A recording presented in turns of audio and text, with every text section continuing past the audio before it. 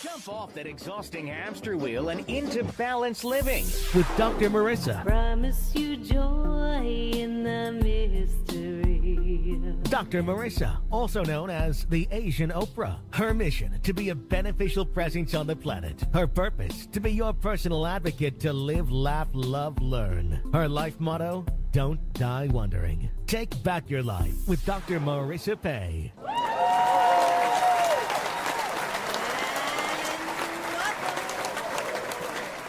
You are tuned to my weekly talk radio TV show called Take My Advice, I'm Not Using It. Get balanced with Dr. Marissa every Tuesday at naturally high noon out of the Sunset Gower Studios, where Scandal and Murder, She Wrote are filmed. And then with UBN Radio TV, that's Universal Broadcasting Network. And then every Thursday on my CNBC, NBC syndicated news radio channel KCAA.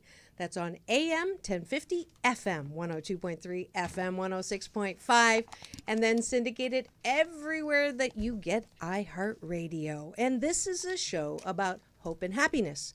So, even though Scandal is recorded here, there is no scandal, no gossip, and no K-words, no Kardashian talk at all. Because I want you to focus on your own reality show and how you can be happy 88% of the time, because if it's 100%, you're dead. We don't want that. So we need a little bit of contrast, but most of the time. So I bring you topics and guests who help you with that. And if you missed any of my fabulous guests in the last 6 years, like New York Times bestselling author Neil Donald Walsh, Marianne Williamson, to Marianne from Gilligan's Island, Dawn Wells, Potsy from Happy Days, Anson Williams, Muhammad Ali's daughter, Layla Ali. And in case you didn't know, on my YouTube channel, I also have red carpet interviews with some pretty awesome people like Quincy Jones, Halle Berry, gold medal Olympians, John Travolta. So please do go and check that check that channel out and free subscribe there so you can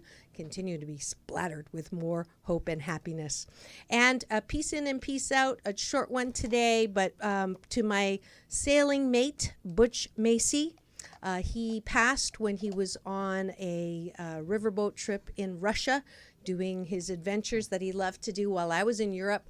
And so I know he's on the other side, but a big healing breath of peace and love sent to the Macy family, who are feeling the loss on this side, but knowing that he is whole and complete, and watching us all on the big screen TV with my dad cheering us all on and loving us from there in a way that he couldn't love us from here. So that is my peace in, peace out for the Macy family today. And a super big happy birthday to my big brother, Michael Bernard Beckwith, who, thanks to Stevie Wonder, he came and sang happy birthday to Michael at the Sabin Theater, our new home, a week ago. And I'm actually going to be on Dr. Michael Bernard Beckwith's show this coming Friday, August the 10th, my birthday, not this Friday, the following Friday. So you want to tune in at 1 p.m. to the KPFK 90.1 FM dial, and I get to be his guest, launching my newest baby that took 9 months to write, 8 Ways to Happiness from Wherever You Are. And we'll talk about that a little at the end of the show during my balance bar. I also want to give an Asian Oprah giveaway today to anyone that is in Southern California who wants to join me at the Lincoln Experience Center in Fashion Island. I will be on a panel, a mastermind panel, with brilliant other people at Ryan Long City Summit Business Acceleration event. So if you're interested in that, stay tuned to the end of the show and you'll find out how you can get a free ticket to that. Now, today is, or this week is actually the last week of the month, and you all know it's Marvin Gaye time, last week of the month. I started this series 3 years ago, I think, when I heard the statistic that up to 80% women fake orgasms, and I became determined to make pleasure a G-rated topic, because we're not comfortable talking about an important factor that is linked to our happiness quotient. So I began inviting guests to cover a wide scope of topics in sexual healing. So from condom research to safe sex apps to 11 kinds of orgasms, from online dating tips and my men's panel, matchmakers and infertility experts, to ending female genital mutilation. So if you've missed last week's episode with a panel of millennials talking about hooking up and sex ed, go to my YouTube channel for that on the playlist Sexual Healing with Dr. Marissa. I also think it's really important as I talk about the pleasure side to talk about the healing side of sexual healing. And that's where this week's guest is really I'm so grateful that she's agreed to come on. I just found out that she's actually never talked about her sexual trauma or her sexual healing on any other interview, and she's been interviewed a lot. So I want you to welcome someone that you will all know because she is the co-star with Michael Jackson on the #1 after 30, how many years? 35 years. 35 years of music videos. Her name is Ola Ray. She's got a fabulous past, lots of accomplishments that we're going to talk about in this interview. So without further ado, please welcome to my studio, Ms. Ola Ray. Absolutely. You are beautiful inside and out, and I'm really grateful that you're here to share for a listening audience that I'm sure is going to relate and also feel more comfortable in talking about their own sexual healing, their trauma, because that is the first step to healing, absolutely. But before we get into that, so you're like the most recognized dancer, singer, actress probably everywhere because of Thriller. So let's talk about that first. How did you even get to that point? Okay, I had an agent who told me that he wanted me to go out on this interview, and he wanted me to go see John Landis. So I went to John Landis' office, and I spoke with him about possibly becoming the girlfriend to shoot with Michael, and he told me he'll call me back in 2 weeks. And so after that, after 2 weeks' time, I heard from him, and he told me I had a job. But I believe he said he had saw the Playboy issue. Ah, there we go. Yeah. Let's talk about the Playboy issue. Actually, let's go way back. You actually started in Japan, which I was really like, you'd never know. And you speak Japanese. Oh, no, hongo skoshi desu. But yeah, I started my career at the age of 15 in Tokyo. I sang, danced, and modeled, did high fashion modeling there. And that's where my career began.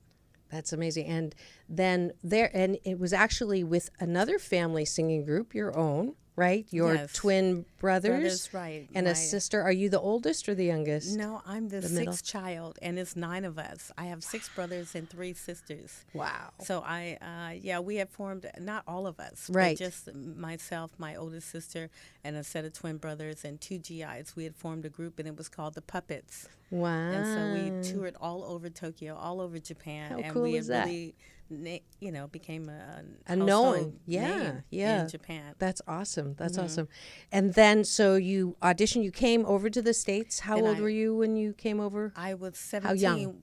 Well, I started working at 15, and I was 17 by the time I came back to the United States. Okay. And so once we got back, I decided to move to LA, and I went to college for a couple of years, and then I decided I wanted to get back into the industry. And it was so funny. My agent in Japan had told me, well, if you want to get back into the industry, you might want to do Playboy. And he said, because... Well, listen, he said because it's different over here. He said the high fashion models, they're all a certain height.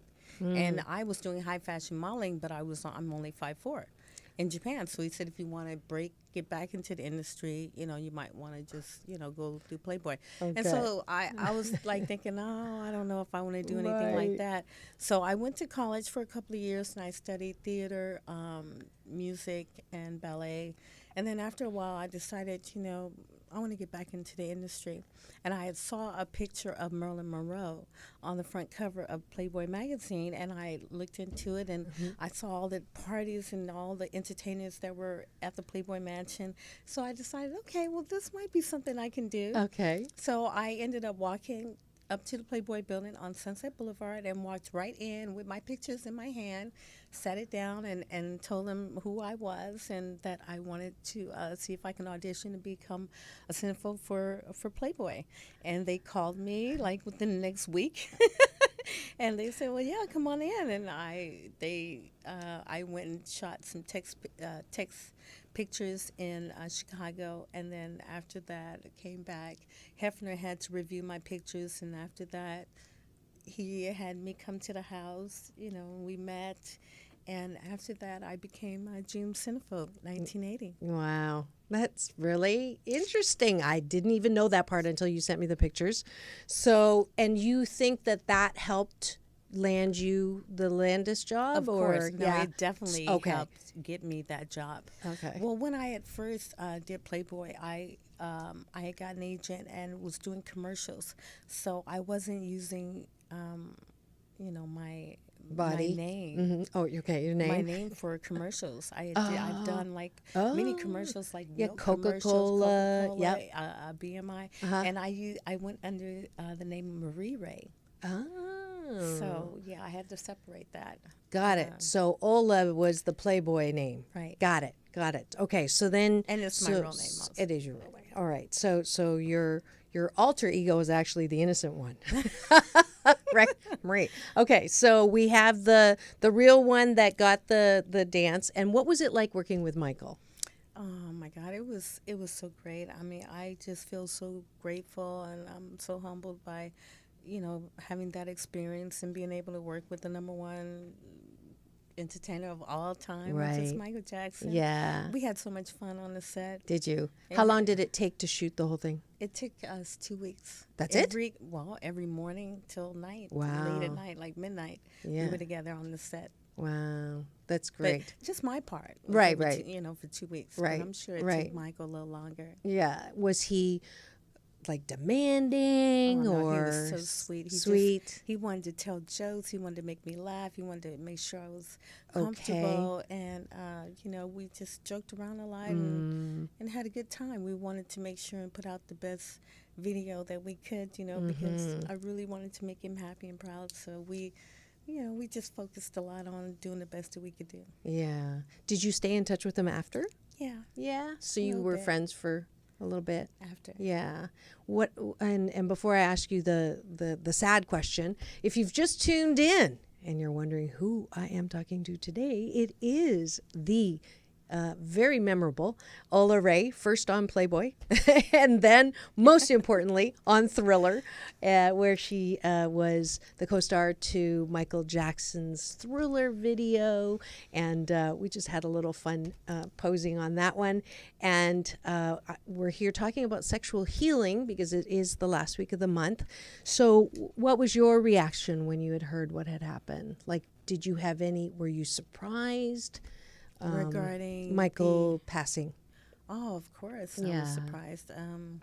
I was at home, and it was early morning, and I got a knock at the door, and someone was yelling from the other side, wanting me to open the door. And I'm like, who are you? And Right. And they're like, turn the TV on, and here's my card. And they slipped a card underneath the door, and it was a news crew. And so I went and I turned my television on, and then I saw what had happened, and I immediately went into shock. I was just like so devastated. Yeah. And I went to my door and opened my door, and by that time there was like a whole news crew sitting Right. on my front Right, lawn. right. And I didn't want to go out and talk to them, but my mother, she told me, she's like, Ola, she said, these people are depending on you to go out and say something to help them. I said, Mom, why me? And she's like, Ola, they need confirmation, and I guess they're coming to you to get it, to make sure that this is really happening or whatever, and you have to go out and give them some words of to help them go through the pain that they're all suffering. And I'm like, Mom, okay, I'll do it, but Yeah. I didn't want to. Right. And I went Right. out there and I addressed everyone and told them, yes, this is what really happened. And it was a very sad time. Yeah. Did you know that he was suffering or had those, No, pain he was or about to go out on tour? on tour. But later I come to find out that he had pneumonia. He was suffering that. And then, I had just been talking with my girlfriend the night before, and we were talking about Michael, and I don't know why I felt that he wasn't sleeping. He wasn't getting enough rest. And it's so weird that, that we were having this conversation because that's basically what happened to him. And one of the reasons why he passed is because he had to use this medicine to put him to sleep. So he could do what he had to do. Yeah. I talk about this a lot in the book. So let's talk about your book, because the book is also going to introduce something that you haven't talked about that is the topic of actually today's show. So you have a book that you've laid out your relationship with him as well as some of the experiences you've had, and I want to be really sensitive to that, and I appreciate your courage in coming out and actually talking about it. You have experienced sexual trauma. I have experienced sexual situations, for a long time. The first time I experienced in Hollywood, work-related, was I was 17 and I went out on an interview in Hollywood, and I was told that this was something I had to do. I was on an audition. And I'm like, something is like, this is not right. What was I had to do? I talk about it in my book. I don't want to really go into the details right now. But just to say that my first encounter was when my first interview in Hollywood, and I ran out of the room yelling and screaming and crying, running down Hollywood Boulevard. And so after that, I got an agent. And so I felt a little bit more safer and secure about going out on interviews. And then I really didn't have any problems with working. I worked a lot. I was with Eddie Murphy with a couple of his movies that he did. Now, this was before the Thriller? Yeah, all of this was before. Got it. And so I did all these commercials, and I did all this work, and I never had any problems. And then after Thriller is when it all started for me. I was asked to go, into a room where a really known director and producer to this day asked me to come in and simply just started telling me basically that since I've done Thriller, that I'm on a different level now, and if I want to continue my career, that this is what he wanted me to do. And I'm discussing it in the book, what he wanted me to do. And then again, I ran out, screaming and yelling. But now, I felt like I was blacklisted for a long time. Okay. Do you name the names in the book? No. I don't have the courage yet. Okay, let's talk about that. So, because Me Too is a huge movement to encourage women to step out. And I want to congratulate these women. I want to say, good for you, and it's really great that you're standing up for us, because it needed to be addressed. For me, as far back as I can remember, this is just how men are in Hollywood. So I started to think to myself, this is just how a man is. And this is not right. It's not good to even think this way. But I discuss what has happened to me in my book, and I talk about the situations, but I do not devour their names. I do not tell their names because I don't have the energy or the strength or to do it yet, the courage. Do you think they'd come after you? I don't know, maybe because, I talk about another situation in my book where there was a car bombing. So I don't know why there was a car bombing in my life. I don't know. So you never know. I know for sure that the names that I have, they're very well connected. They're very, very prominent in the industry. And they have not been No. They have not been. Their names have not been out yet. Okay. And so I am a little afraid. I just went through 35 years of dealing with the Thriller, trying to get my royalties and this and that, and nothing really has happened, and nothing really has come of it. And I'm just thinking, if I don't really, I'm just now getting back into the industry. I just moved back to LA, so I'm just now getting back to work, and I don't know if I want to risk having to tell these names right now. So this is an interesting, moose on the table. For those of you who know, I'm from Canada, so it's my version of the elephant in the room, because of Me Too, I don't want to say accusation, but the suggestion that it is important to name names so that you protect others from having that same, circumstance. I feel that I know that I have a responsibility. I do. I'm just not ready yet. I don't feel like I have the people set in place in my life. Yeah. Like the law firms, the security. I have to have things set in place. I have a daughter. I have two grandchildren. Yeah. And it's not something that I just want to just talk about. Right. And say their names. I need to be in a situation where I know that I'm going to have a little bit more security in telling these names. Yeah. And I'm glad you brought that up, because it is, it's one thing to throw people, under the bus who deserve to be thrown under the bus. Right. But the reality, some people, okay, so this is exactly, I'm glad that it came up this way. So some people are very critical, and many of them are men, and they have said to me, why now?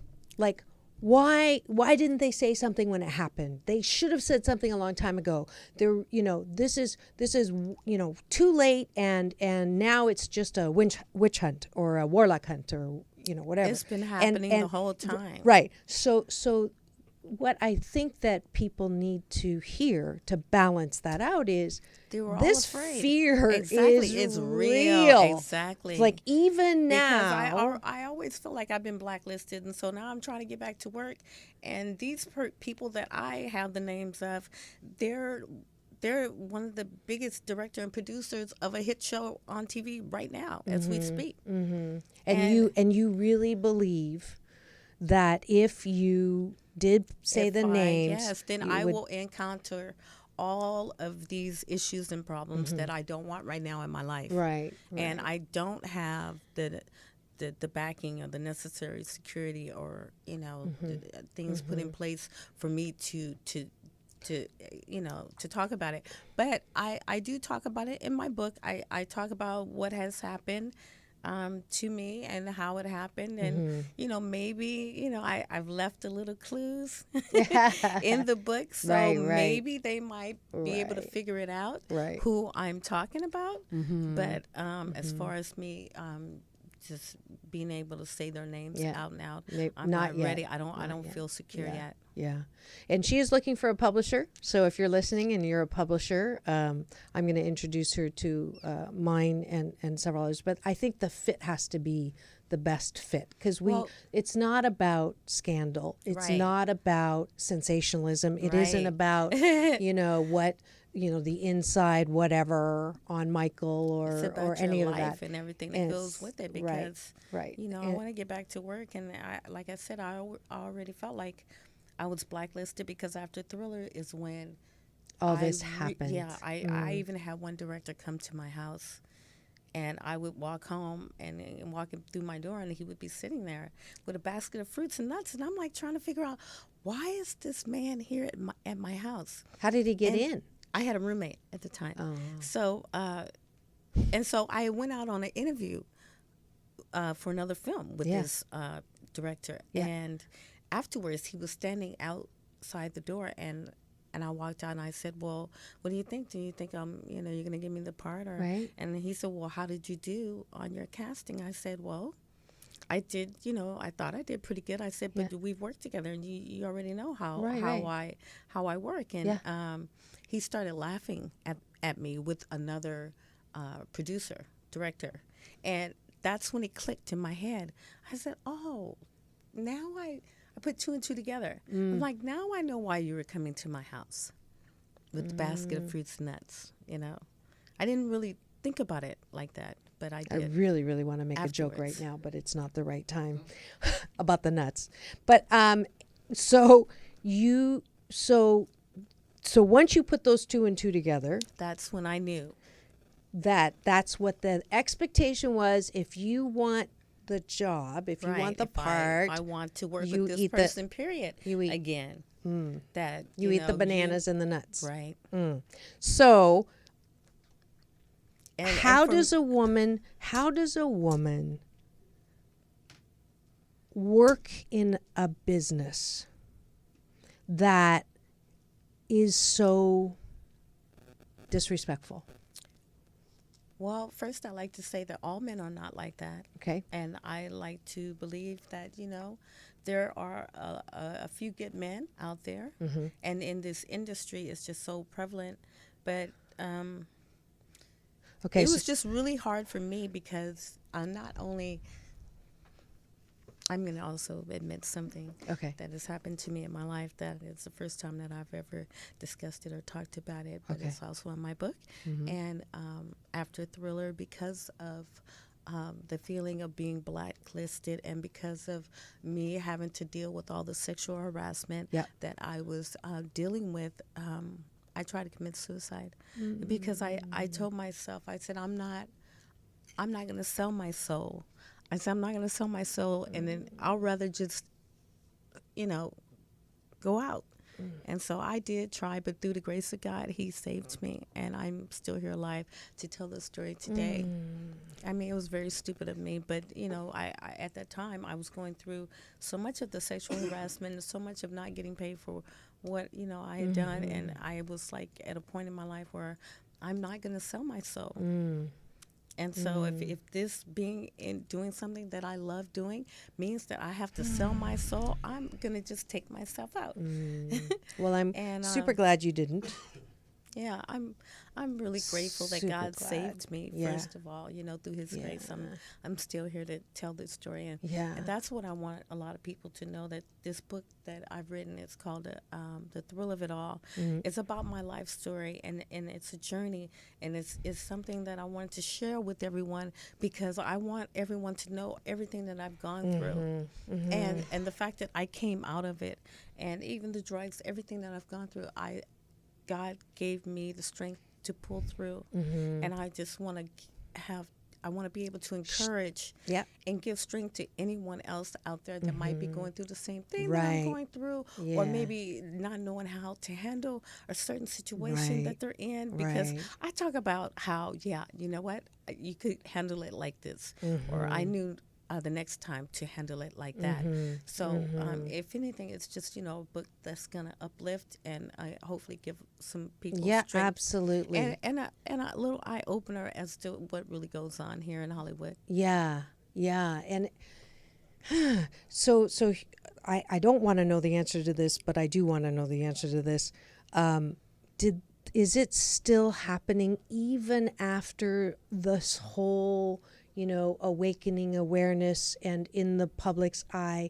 Please tell me that has made a difference. Has the Me Too movement stopped?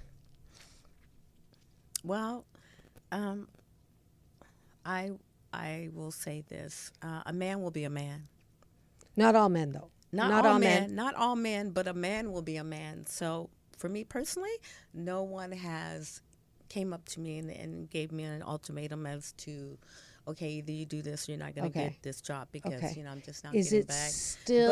But is it still here? I would think so, and I don't think it will ever leave. It's just, Well, I'm not going to be that. I mean, that's just my point of view. I mean, Yeah. I hope you're wrong. I hope you're wrong. I mean, at least we. But some at of the least we reactions. started a revolution, Right, and right. right now we're talking about it. Yeah. And I think that they will think twice before doing something like this. But there's some men out there, and some in certain situations, and with the level that they are on in this business, still feel like, they are entitled to sexually harass women, to Right. just do this to us. Yeah. I mean, Yeah. I've dealt with this almost all my life. I never really thought, I always just thought that this was just men. The way it was, right? And it's sad. Right. You know. It is sad. And we'll come back and talk a little bit more about that. I'm getting the signal that we have to take a break to thank the sponsors of the show that make this possible. So we'll be back in 2 and 2. Remember, it's all about balance, peace in, and peace out.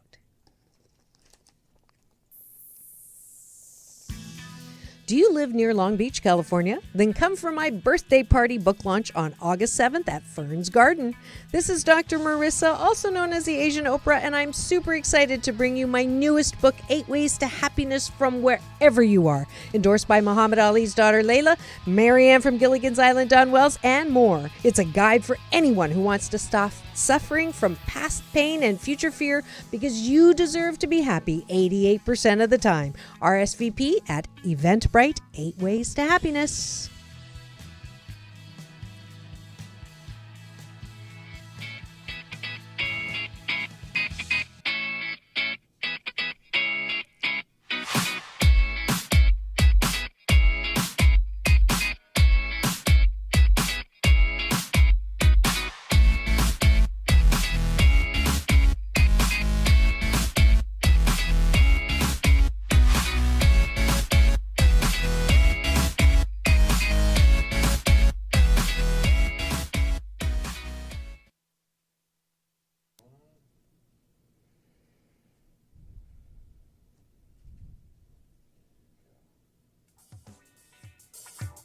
Are you a Dr. Marissa listener on KCAA? Come and celebrate my birthday August 12th at the Redlands Barnes & Noble, where I'll be signing my newest book, 8 Ways to Happiness from Wherever You Are, at 4 p.m. It's a guide for anyone who wants to stop suffering from past pain and future fear, because you deserve to be happy 88% of the time. And because it's an inside-out solution, there's no dangerous side effects except maybe an addiction to joy. RSVP at Eventbrite, 8 Ways to Happiness.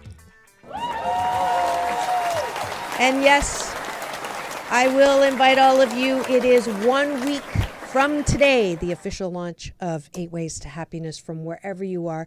And I really do believe that a lot of people who are currently on antidepressants and anti-anxiety medications, still anxious and depressed, and now suffering from dangerous side effects that we're seeing in the news, teenagers, Kate Spade, Anthony Bourdain. It's time to put that moose on the table. You can be happy 88% of the time, and this book is a present to you to show you that, as I hold the flashlight for you. And I'd love to see you at Fern's Garden next Tuesday night at 7.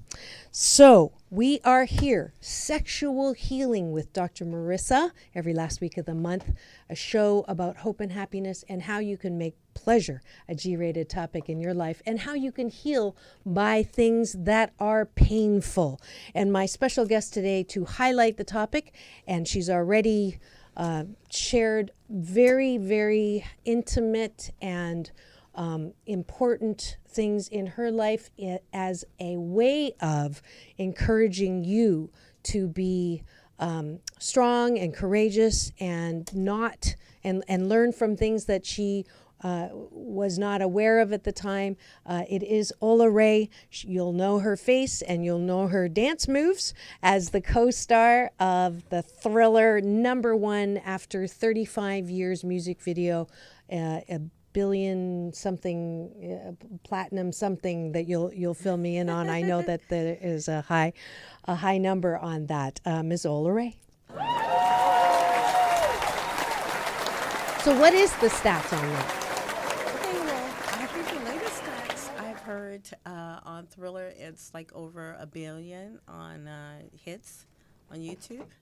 And I think it's been over like 30 times platinum. Wow. From the RICA. Gave out that That's amazing. information. That's so, amazing. Yeah, it's beyond anything me and Michael would have ever dreamed of. Right. You know? Right. Was he a perfectionist? Yes. Oh, that was easy. I mean, his birthday is August 29th. My birthday is August 26th. So we're like really close. Okay. And so, yeah, the first day I went on the set, he was doing the Michael Jackson Thriller dance with the dancers. Yeah. And he just kept saying, okay, let's go again and again and again. And each time they did it to perfection. Right. So, yeah. So that was, and the reason why I asked that is I have heard from some people who were close to him that he had that, what I call the perfectionist disease, which is it's never good He's enough. Just a Virgo. We're all Virgos. Okay. It's never good enough. Beyonce's a Virgo. Okay. It's just, so, but the cost of that is it's never good enough. I'm never good enough. No, I don't. No, I don't think that. I mean, he started doing this at a very young age. Right. This was a passion that he's had all his life, and he was taught to perfect it and to make sure before he went out on that stage to have it, down. So I don't feel like it's a disease or anything like that. I just feel like it's just this is part of who he was. He had a really strong passion about. I mean, I feel like when I go to work to do whatever it is I have to do, I'm like that too. I study the character, I study the situation, I make sure and give the best performance that I can give, and it's just, So you don't think it's not too much pressure. It's too much pressure because the criticism of his dad, the way his dad pushed him as a kid. I got to interview him actually as well. Is that valid, or did Michael have within him a natural desire? This was he loved it. Of course, he loved it. He had a natural desire to do it. This was who he was. He had that passion. And I mean, his dad, unfortunately, he had to spank him a couple of times to bring it out. And back in the day, a lot of black families, this is what they did. They Chinese too. Okay. So we got a couple of spankers every now and then. So I don't feel like it was really, overly the criticism that is. But Michael was so sensitive, so anything like that to him would have been really, really bad. So, and I understand him, and I understand his point of view of it as well. But the passion that he had inside of him for being this entertainer, and the reason why he was the number one entertainer of them all was because he had this type of discipline, right? And because he projected himself. Was he happy, you think? He was very happy. Okay. When we shot the video together, I mean, he was tremendously happy. He didn't drink. He didn't have any addictions or anything. How old at was that he time. then? Do you remember? Without saying how old you are, because you're ageless. I know that's why you're hesitating. I'm in the same boat. You notice how I say it's my birthday, but we're not talking about it. He was a year older than me. And you didn't have to say that. I wasn't asking for that. But how old was he when he was? Okay, in his 20s. He was in his 20s. Okay, you were in your 20s. So yeah. So it just just following that, his joy. I want to believe that it wasn't purposeful what had happened at the end, or that he was so unhappy that's why he couldn't sleep. No, I even have problems sleeping.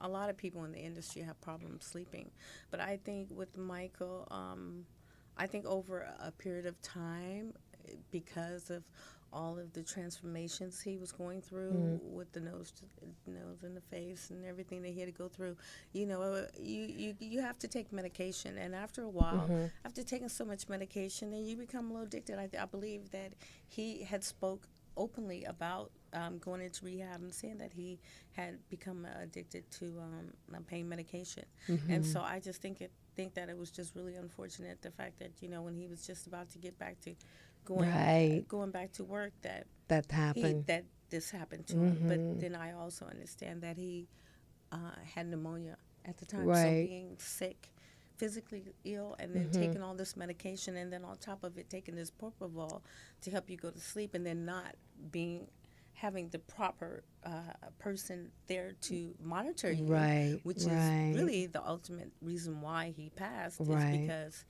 it was Dr. unmonitored. Murray wasn't there to do what he was supposed to be doing. Right, definitely. So, but a lot of things play a part, and situations like this in our lives. I mean, it's just, So- thank God, through the grace of God, I'm So let's still talk about here. that. So let's talk Yeah, about that. for So me. so from that moment of despair that you felt, and the trauma of the sexual advancements, and the casting couch, so to speak. Yes, definitely casting couches. How, for people who are listening who are either in that situation or have had that situation, look in that camera for me and speak to them and tell them how to heal. Okay, I'm going to tell you how I healed and what happened to me after going through all of these. To me, I call them trials and tribulations and lessons to be learned in life.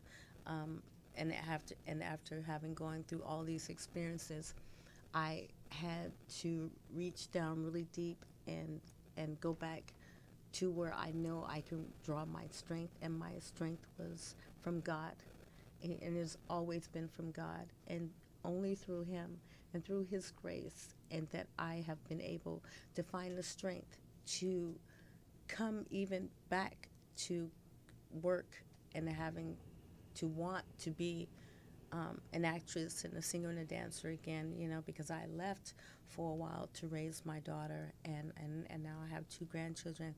And so I had to draw my strength from God. And then for me, I started watching TBN. And I started watching TBN, Joel Osteen. I started watching, so many, John Gray. There's so many great pastors, and they helped me in realizing, what I was going through and how to get my strength and where to draw my strength. And I learned more about the Bible, and each time went on, and so that's where I got my strength, and from God, and praying. Okay. Pray. Yeah. And for those of you who are not religious or you're allergic to the G word, I'm gonna say that I think the connection between something that says that you're loved, you're loving, you're lovable, and that you're important, and accessing that truth within you is God, right? Yes, I believe so, and it's like, Yeah. God gave me the opportunity to work with Michael Jackson. He gave me this platform, and it's such a huge responsibility. I feel, and I feel like I have that a responsibility to put it back out there and to give back and to help whoever I can. So that's a part of me now. Yes. And that's exactly why I have her on the show, is because I believe with all of my heart that tragedy that happens is chiseling. It's not being punished. We didn't do anything wrong. Right, It's it's not a our learning. It's a karma. learning process. It is chiseling to bring us to the most beautiful place, to be able to give Peace, back, the peace. to be I have able peace to now. yes, Thank God I have peace yes, in my life. yeah, I yeah. can talk about these and things. you're using and the I- experiences and to I- help other I people. wrote about it in Yeah. my book. Yeah. I was able to just let it go, just Yeah. open up and Yeah. just talk about it and let it out. Yeah. So now I feel free and Yeah. I'm ready. Good. To Beautiful, do whatever beautiful, it is I need to do beautiful. right now in my life. That's wonderful. And the last question, we're out of time, believe it or not. I told you it went fast. Yes, is it did. what are you most grateful for? Being alive. Mm. Because I've had so many trials and tribulations. I've gone through so much in my life, and as you will be able to read. You guys pick up my book when it comes out. Hopefully Yeah. towards the end of the year. It's called The Thrill of It All, and yes, Yeah. Yeah. it's being alive, because I've gone through the drugs, the trials and tribulations, the sexual harassment, the car bombings. It's just like incredible. Yeah. The Yeah. story that I have to tell. A lot of Yep. people don't know. Right. So being alive Yeah. is what I'm most Beautiful. grateful for. Beautiful. And I'm glad you're alive And too, I'm a and that child you're of God. using your pain to help other Yes. people. And that's what it's for. So thank you so much, Ola Ray. And there you have it. And as per usual, welcome at the end of every show with me. Welcome to my balance bar, where I invite you to balance with me. And the first thing I'd like to do is give out my Asian Oprah giveaway, and that's a ticket tonight to Fashion Island Lincoln Experience Center, the City Summit Business Acceleration event with Ryan Long, special guest Manny Lopez from Poverty to CEO, and then I am going to be on a mastermind panel. So I would expect to see you there, 4 o'clock. I'm going to drive down there after the show and hope to see you there. That is on Eventbrite, so you can go look at that right away. As well, the 21-day fast from complaining with Dr. Marissa, round 87, starts August the 1st, and that is tomorrow. So if you want to change your life and have less people complaining around you and you complaining less as well and better relationships as a result, then get the app on both platforms. 21-day fast, no complaints with Dr. Marissa. And then online every day, I give you a balanced tip on how not to complain. Let's see what else there is. I am going to be all over. So next Tuesday, I mentioned Fern's Garden at 7 in Long Beach. On Thursday, I will be in Denver. If you are listening from Denver from my iHeartRadio app, please do join me at Tattered Covers at the Aspen Grove location Thursday at 7 p.m. And then Friday at 1 on Reverend Dr. Michael Bernard Beckwith's show, Sound of Transformation at 1. At 7, I'm flying back from Denver to the Aliso Viejo Barnes & Noble in Aliso Viejo, California. Saturday at noon, I will be at the Marina Pacifica Long Beach Barnes & Noble, 12 to 4, and then driving up to Burbank, Media City Center Barnes & Noble there at 6 or 7 to 9, and then Sunday, the 12th of August, at 1 p.m. at Alice's Quiet Mind Bookstore. That's at the Agape International Spiritual Center at Sabin Theater. And then at 4 p.m., last one in Redlands for all of my KCAA listeners. That is at 4 p.m. to 7 p.m. on Sunday. So I hope to see you at one of those. If you're not in any of those two areas, please, www.8waystohappiness.com. That'll send you to Amazon, and you can help put me on the bestseller list. If you can wait till August 7th to order, that would be great, because that's the day apparently that all the numbers are counted towards how it comes out. And even if I don't, yes, it is a little bit of ego to get on a list, but more so than ego, it is because I really truly believe this was written through me to help everyone get to 88% happiness. It's a cross between I'm okay, you're still okay, and don't sweat the small stuff and the big stuff, because pain in life is mandatory, as you heard from my guest today, but suffering is optional. You do not have time to suffer, and I don't either. I have 10,888 plus or minus 2,000 days left in my life, and I do not want to waste one of them. So join me at any of the book signings or order the book, and I promise if you do the exercises and you read through the Peace of My Mind and Peace of My Heart that I share with you, you will never hate yourself the same way again. Published by Morgan James, New York. Endorsed by Layla Ali, Neil Donald Walsh, and the foreword by my big brother Michael Bernard Beckwith, who's the one to blame for naming me the Asian Oprah.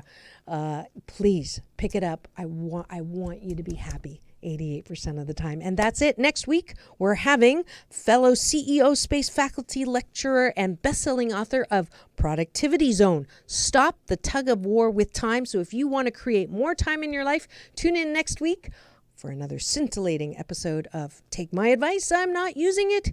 Get balanced with Dr. Marissa Pay. That's P for positive, EI.